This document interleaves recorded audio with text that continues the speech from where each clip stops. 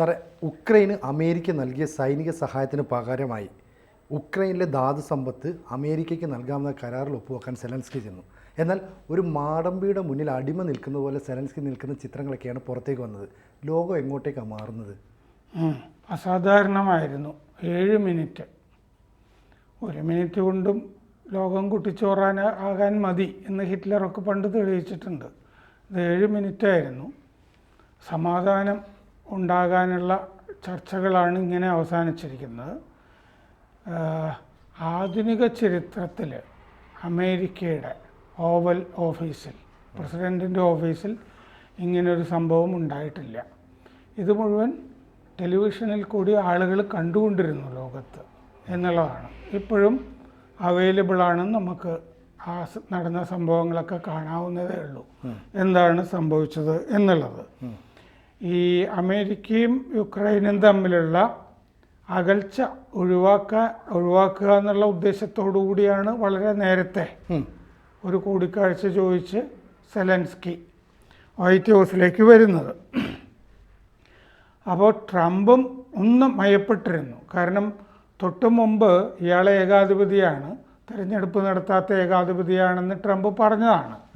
അതിനെപ്പറ്റി വീണ്ടും ചോദിച്ചപ്പോൾ അങ്ങനെ ഏകാധിപതിയാണ് എന്ന് പറഞ്ഞതായിട്ട് ഞാൻ ഓർക്കുന്നില്ല എന്ന് ട്രംപ് പറഞ്ഞൊന്ന് മയപ്പെടുത്തുകയാണ് ചെയ്തത്.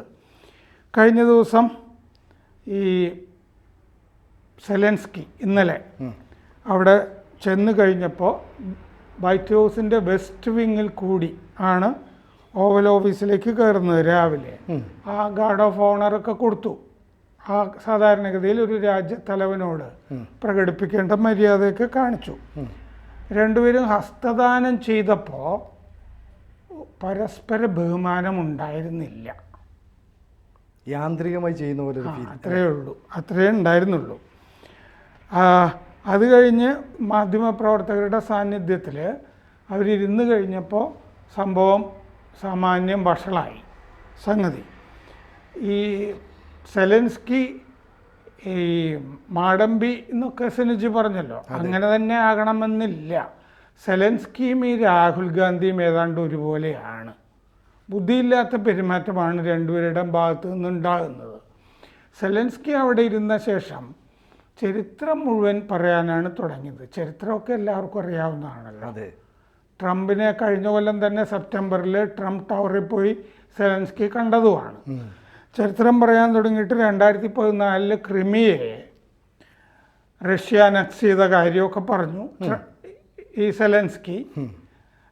അതൊന്നും പറയാതെ നമ്മൾ തമ്മിലുള്ള കച്ചവടം എന്ന് പറഞ്ഞാൽ പറയേണ്ട കാര്യമുള്ളൂ. കിഴക്കൻ യുക്രൈനിൽ ആക്രമണം നടത്തിയത് റഷ്യ, അങ്ങനെ ചരിത്രമൊക്കെ പറഞ്ഞു തുടങ്ങിക്കഴിഞ്ഞപ്പോൾ JD വാൻസ് ഇടപെട്ടിട്ട് JD വാൻസ് പറഞ്ഞു, ഓവൽ ഓഫീസിൽ വന്നിട്ട് നിങ്ങൾ അനാദരവ് പ്രകടിപ്പിക്കുകയാണ്. അമേരിക്കൻ മാധ്യമങ്ങൾക്ക് മുമ്പിൽ നിങ്ങൾ ആളാകാൻ ശ്രമിക്കുകയാണ്. അത് വേണ്ട. പ്രസിഡൻറ്റിന് നന്ദി പറയൂ, അത് നിങ്ങൾ ചെയ്യുന്നില്ലല്ലോ എന്ന് ചോദിച്ചു. എന്നിട്ട് വാൻസ് പറഞ്ഞു, നിങ്ങളൊരു പ്രചാരണ പര്യടനത്തിലാണ്, പ്രൊപ്പഗൻഡ ടൂർ നടത്തുകയാണ്. നിങ്ങളെ നശിക്കാതെ നോക്കുന്ന പ്രസിഡൻ്റാണ് ഇവിടെ ഇരിക്കുന്നത്. നിങ്ങൾ പക്ഷേ ഞങ്ങളെ ആക്രമിക്കാനാണ് ഇപ്പോൾ ഇവിടെ ശ്രമിക്കുന്നത് എന്ന് JD വാൻസ് തുടങ്ങി. ട്രംപിനേക്കാൾ കഷ്ടമായിട്ടാണ് JD വാൻസ് തുടങ്ങിയത്. അങ്ങനെ ഇത് മൊത്തത്തിൽ ഈ നിങ്ങൾ അനാദരവ് കാണിക്കുകയാണെന്ന് വന്ന ഒരാളോട് പറഞ്ഞതോടുകൂടി സംഗതി സംഘർഷഭരിതമായി. പിന്നെ ട്രംപ് പറയുന്നത് നമുക്കറിയാം, ശാസനയുടെ ശകാരത്തിൻ്റെ സ്വഭാവത്തിൽ മാത്രമാണ് ട്രംപ് സംസാരിക്കുന്നത് എന്ന്.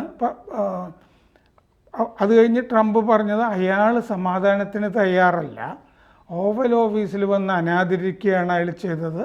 അയാൾ എപ്പോഴാണോ സമാധാനത്തിന് തയ്യാറാകുന്നത് അന്നിനി അയാൾ വരട്ടെ എന്ന് ട്രംപ് പറയുകയാണ് ചെയ്തത്. ഭയങ്കര ഉച്ചത്തിലാണ് പിന്നെ സംസാരമൊക്കെ നടക്കുന്നത്. അപ്പോൾ ഈ അമേരിക്ക ഡിക്റ്റേറ്റ് ചെയ്യുന്ന വ്യവസ്ഥകളിലൊരു കരാറ് അങ്ങനെ ഒപ്പിടാനാണല്ലോ സെലൻസ്കി അവിടെ പോയത്. അപ്പോൾ മര്യാദയൊന്നും ഇനി സെലൻസ്കി കാണിക്കുന്നില്ല എങ്കിൽ യുക്രൈന് ഉപേക്ഷിക്കും എന്നാണ് ട്രംപ് പറഞ്ഞിരിക്കുന്നത്. അതിൻ്റെ സത്ത അങ്ങനെയാണ്. അപ്പോൾ ഓവൽ ഓഫീസിൽ സെലൻസ്കി എത്തിയിട്ട് അമേരിക്കൻ മാധ്യമങ്ങൾക്ക് മുമ്പിൽ അയാളുടെ ഭാഗം വാദിച്ചതാണ് ഈ അനാദരവായിട്ട് സ്ഥിരീകരിക്കപ്പെട്ടത് ഇപ്പോൾ കാണുന്നത്. അപ്പോൾ ട്രംപിൻ്റെ നേതൃത്വത്തിനോട് നന്ദി പറയുന്നതിന് പകരം ഇങ്ങനെയൊക്കെ ചെയ്തതിന് JD വാൻസ് ആദ്യം ചോദ്യം ചെയ്യാണ്. അപ്പോൾ ട്രംപ് ചാടി എഴുന്നേറ്റിട്ട് പറയുകയാണ്, നിങ്ങൾ ഇപ്പോൾ നല്ല അവസ്ഥയിലല്ല, ഉക്രൈൻ ഞങ്ങളോടൊക്കെ സംസാരിക്കാവുന്ന തരത്തിലൊന്നുള്ള നല്ല അവസ്ഥയിലല്ല, നിങ്ങൾ മൂന്നാം ലോകയുദ്ധവുമായി ചൂതാട്ടത്തിലാണ് എന്ന് പറഞ്ഞു. വല്ലാത്തൊരു വാചകമാണത്. കാരണം മൂന്നാം ലോകയുദ്ധം അമേരിക്കൻ പ്രസിഡന്റ് പരാമർശിച്ചിരിക്കുകയാണ്. അതെ, നിങ്ങൾ ഒന്നുകിൽ ഈ ഡീലിൽ ഏർപ്പെടുക, അല്ലെങ്കിൽ ഞങ്ങളില്ല. ഞങ്ങൾ പോയാൽ, ഞങ്ങളില്ലെങ്കിൽ നിങ്ങൾ ഒറ്റയ്ക്ക് പൊരുതേണ്ടി വരും. അത് അത്ര സുഖമുള്ള കാര്യമായിരിക്കില്ല നിങ്ങൾക്ക്. ട്രംപ് പറഞ്ഞതാണ്. ഒരു വാണിംഗ് പോലെ അല്ലേ? പറഞ്ഞതാണ്. അത് കഴിഞ്ഞ് അവിടെ നിന്ന് ഇറങ്ങുകയാണ് സെലൻസ്കി. അപ്പോൾ സോഷ്യൽ മീഡിയയിൽ ട്രംപ് പിന്നെ പോസ്റ്റ് ചെയ്യാണ്. നിമിഷങ്ങൾ കഴിഞ്ഞപ്പോൾ തന്നെ അത് സംഭവിച്ചു. പത്രസമ്മേളനം റദ്ദാക്കി, സംയുക്ത പത്രസമ്മേളനം റദ്ദാക്കി, പിന്നെ ഈ ചർച്ചയും റദ്ദായിപ്പോയി. എന്നിട്ട് പോസ്റ്റ് ചെയ്യാണ് സോഷ്യൽ മീഡിയയിൽ, ട്രൂത്ത് സോഷ്യലിൽ. സെലൻസ്കി അമേരിക്ക ഉൾപ്പെട്ട സമാധാനത്തിന് തയ്യാറല്ല. അമേരിക്കയുടെ ഇടപെടൽ അയാൾക്ക് ഞങ്ങൾ ഇടപെടുന്നത്, അതായത് ഞങ്ങൾ ഇടപെടുന്നത്, അമേരിക്ക ഇടപെടുന്നത് അയാൾക്ക് പൊതുവെ ഈ സമാധാന ചർച്ചകളിൽ ഗുണകരമാവും എന്നുള്ള കരുതൽ മാത്രമേ അയാൾക്കുള്ളൂ. അതുകൊണ്ട് അമേരിക്ക ഇടപെടുത്താം എന്നുള്ളത്. എനിക്ക് ഗുണമൊന്നും വേണ്ട, സമാധാനം മതി. ഈ അഭിനന്ദിക്കുന്നതിന് പകരം ഓവൽ ഓഫീസിനെ അയാൾ ഓവൽ ഓഫീസിനെയും അതുവഴി അമേരിക്കയെയും അപമാനിച്ചു. അയാൾ സമാധാനത്തിന് തയ്യാറാകുമ്പോൾ ഇനി വീണ്ടും വരട്ടെ എന്ന് പറഞ്ഞു. ഒരു കറുത്ത SUV-ൽ സെലൻസ്കി മടങ്ങിപ്പോയി. സാർ, ഒരു സംശയം. അതിൻ്റെ ഇടയ്ക്ക് ഈ വൈസ് പ്രസിഡന്റ് JD വാൻസോ അതുപോലെ തന്നെ ഡൊണാൾഡ് ട്രംപ് ശരിക്കും പറഞ്ഞാൽ സെലൻസ്കിയെ ഒന്ന് റാഗ് ചെയ്യുന്ന പോലൊരു സംഭവമല്ലേ ആ പ്രസിഡന്റിൻ്റെ ഓഫീസിൽ വെച്ച് നടന്നത്?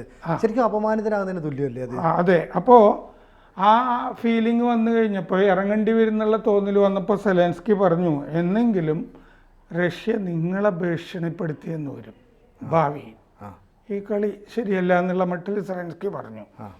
ഇപ്പോൾ നല്ല കാറ്റാണ് എന്ന് നിങ്ങൾക്ക് തോന്നും, പിന്നെ അത് മാറിയെന്നും തോന്നും എന്ന് പറഞ്ഞു, ഒരു മുന്നറിയിപ്പ് പോലെ. അപ്പോൾ ഭയങ്കരമായിട്ട് ഒച്ച വെച്ചു ട്രംപ് പറഞ്ഞു, അത് താൻ പറയണ്ട, ഞങ്ങൾക്ക് എന്ത് തോന്നുമെന്നുള്ളത് അത് താൻ പറയണ്ട. നിങ്ങളുടെ പൊസിഷൻ നല്ലതല്ല, നിങ്ങളുടെ കയ്യിലുള്ള കാർഡുകൾ, ചീട്ടുകൾ അതും നല്ലതല്ല. നിങ്ങൾ മൂന്നാം ലോകയുദ്ധവുമായി ചൂതാട്ടത്തിലാണ്. ഒരിക്കലെങ്കിലും നിങ്ങൾ ഞങ്ങളോട് നന്ദി പറഞ്ഞു. അത് ചോദിച്ചു അല്ലേ ട്രംപ്? കറുത്തിട്ട് ഒരിക്കലെങ്കിലും ഭയങ്കര ശബ്ദത്തിലാണ് ചോദിച്ചത്.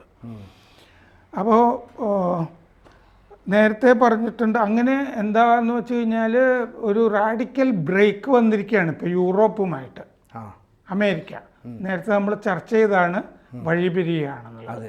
അത് ഏതാണ്ട് ശരിയായി വരും, പൂർണ്ണമായി എന്ന് പറയാം. കാരണം റഷ്യക്കൊപ്പമാണ് അമേരിക്ക എന്നുള്ളത് ഒന്നും കൂടി വളരെ വ്യക്തമായി. യുദ്ധം തുടങ്ങിയത് സെലൻസ്കിയാണെന്ന് പോലും നേരത്തെ ട്രംപ് പറയുകയും ചെയ്തിരുന്നു. അപ്പോൾ ഇപ്പോൾ ഈ അവസ്ഥയിലാണ് നിൽക്കുന്നത്. മൂന്നാം ലോകയുദ്ധം ഉണ്ടാക്കി വെക്കുകയാണ് സെലൻസ്കി എന്ന് പറഞ്ഞ് നിൽക്കുകയാണ്. ഇതിനെ തുടർന്ന് ഇപ്പോൾ സംഭവിച്ചിരിക്കുന്നത് ലോകരാജ്യങ്ങളുടെ പ്രതികരണം നമ്മൾ എടുത്തു കഴിഞ്ഞാൽ യൂറോപ്പ് മുഴുവൻ സെലൻസ്കിക്ക് പിന്തുണ പ്രഖ്യാപിച്ചു. പക്ഷേ ഇതിനകത്തൊരു പ്രശ്നമുണ്ട് സാറേ. രണ്ട് രാഷ്ട്രത്തലവന്മാർ തമ്മിൽ കൂടിക്കാഴ്ച നടത്തുമ്പോൾ കോട്ടും സ്യൂട്ടും ഒക്കെ ഇട്ട് നല്ല വെൽ ഡ്രസ്ഡ് ആയിട്ട് നിൽക്കുന്ന ഒരു ഫീലിംഗ് ആണ് നമുക്കുണ്ടാകുന്നത്. ഇവിടെ സെലൻസ്കി ഒരു സാധാരണ ഡ്രസ്സ് ഇട്ട പോലെയാണ് നമുക്ക് തോന്നിയത്. അതിനെ ട്രംപ് പരിഹസിക്കുകയും ചെയ്തു. അപ്പോൾ സെലൻസ്കിക്കും ഇതൊക്കെ അറിയാം, വേണമെങ്കിൽ ഞാൻ ഇങ്ങനെയൊക്കെ ഉള്ളൂ എന്നുള്ള ഒരു ആറ്റിറ്റ്യൂഡ് ഉണ്ടായിരുന്നു. വീണ്ടും രാഹുൽ ഗാന്ധിയെ നമുക്ക് ഓർമ്മ വരുന്നില്ലേ അവിടെ? ടീഷർട്ട് ഗാന്ധി. അതെ, വേറൊരു ടീഷർട്ട് ഗാന്ധി അല്ലേ? അതെ. ഈ വേഷത്തിലാണ് എല്ലായിടത്തും സെലൻസ്കി പോകുന്നത്.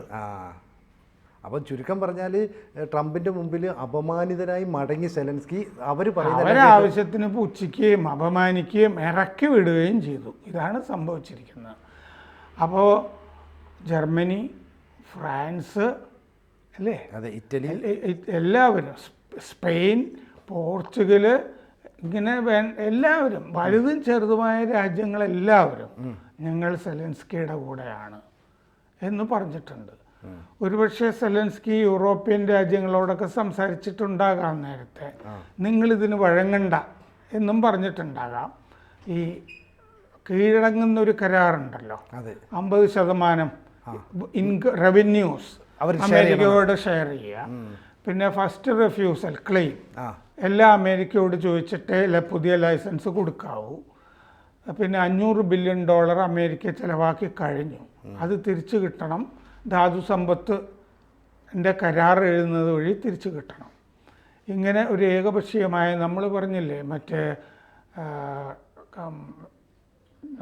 തുർക്കിയിൽ വെച്ച് ഇസ്താംബുൾ പ്രോട്ടോകോൾ, അതായത് സെക്യൂരിറ്റി ഗ്യാരണ്ടി ഒന്നും കൊടുക്കുന്നില്ല. ഇത്രയും വന്നിട്ട് റഷ്യ തന്നെയായിരിക്കും സെക്യൂരിറ്റി ഗ്യാരണ്ടർ എന്നുള്ള അവസ്ഥയിലേക്ക് വരുന്നു.